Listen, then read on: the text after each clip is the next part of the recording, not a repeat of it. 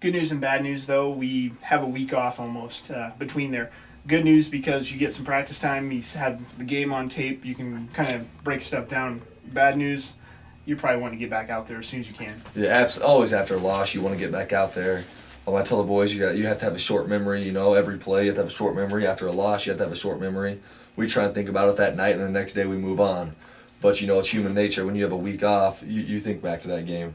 So always after a loss, I want to have a quick game. If we would have won that first game, the next week would have been great. Getting there, a little more energy in the gym. So it's just kind of a catch-22 situation, whether you win or lose. What do you guys do during that week? Having that much practice time is not going to happen until Christmas break, probably. Yeah. That consecutive. We just worked a lot on our X's and O's. Our offenses, our defenses.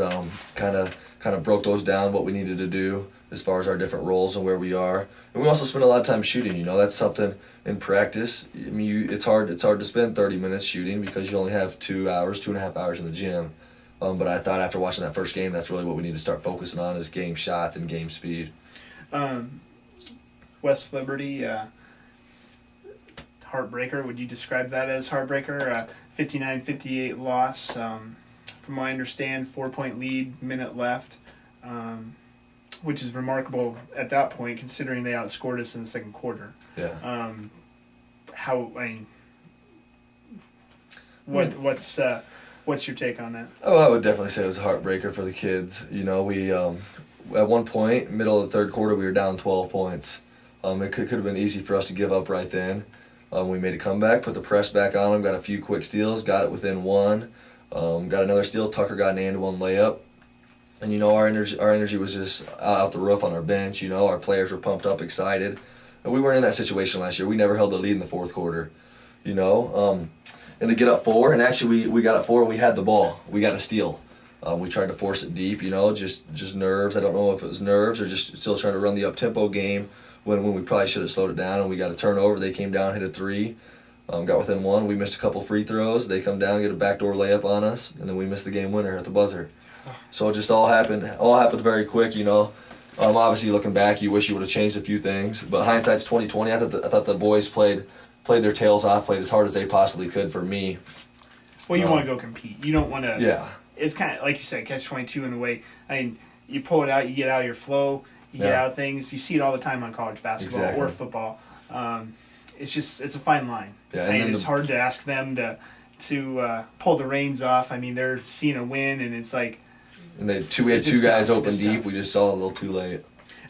Started out well, 16-15. We led after the first quarter. That second quarter, they outscored us 16-7. Yeah. It's just our problem was last year. I tell the boys we have 3 or 4 minutes to just kill us every game, and if we eliminate that, then we're in a lot of games last year, and we're in both the games this year. Maybe 1-1 at this point. We outscored them in each of the quarters in the second half, 17-15 in the third, and then 18-13 in the final quarter. Some of that we're down, but yeah. West Liberty, they lost a lot of their seniors from last year. Still have a few good guys, I'm guessing. Yeah, they're just very athletic. Kyle Miller, I think he's averaging 17 points a game coming into our game. He just does things right. That must be a new guy because I don't remember him from last year. I think he's a senior or maybe a junior. He's a off guard. He's just a good player, good athletic. He gets to the rim, and he was averaging 17 points a game without making a three coming into our game. No, they haven't lost yet, which that might be the most remarkable story of the conference so far, in my opinion. Besides, we'll get in that later. But the Mid-Parade beating West Branch. But West Liberty, I'd be hard pressed and find them the last time they've been this far in the season. Granted, it's only 2 weeks, but they always have somebody. Do you sense they have a new tone or new bounce in their step or something, or is it just? I'm not sure with them. They've obviously got Ty Williams at the top of their 1-3-1. He's very athletic. He'll be a tough guy to lose next year. But it just seems like all good basketball teams, you lose seniors, somebody's got to step up, and that's what's happened with them. That's what's happened with Wilton. Durant, Glazer stepped up this year after his older brother left last year. And that's part of being a good program. Just somebody has to step up, and they seem to be getting that. We had 3 double-figure scores, which we get that, we're going to be in good shape. Yeah. Lawrence Shimmick. Shimmick, yeah. Shimmick. 15 points to lead us.